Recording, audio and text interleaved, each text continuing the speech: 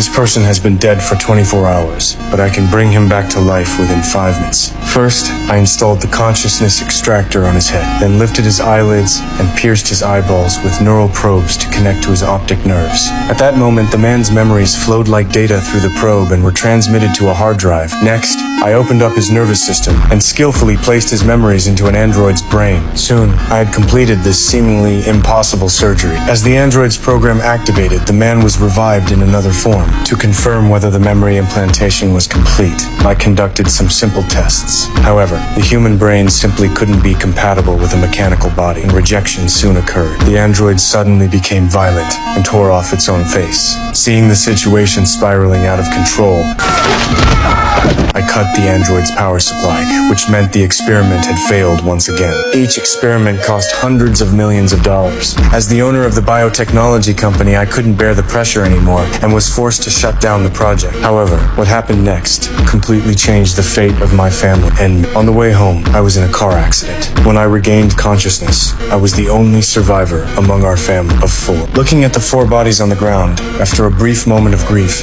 I made a bold decision. I called my colleague to rush over with the equipment. Seeing the chaotic scene, years of working together allowed him to instantly understand my intentions. But simply extracting memories could only place them in androids, if we had never conducted experiments on living subjects. As a technical expert in animal cloning, when he learned I wanted to clone my family members, he immediately tried to stop this absurd idea. Setting aside the enormous risks, even if cloning succeeded, the brains would only remain at an infant stage unless we could implant memories into the clones. But my memory implantation experiments had never succeeded, so he urged me not to make another mistake. Indeed, what could be more terrifying in this world than losing one's family? What if something horrible goes wrong? Something already has.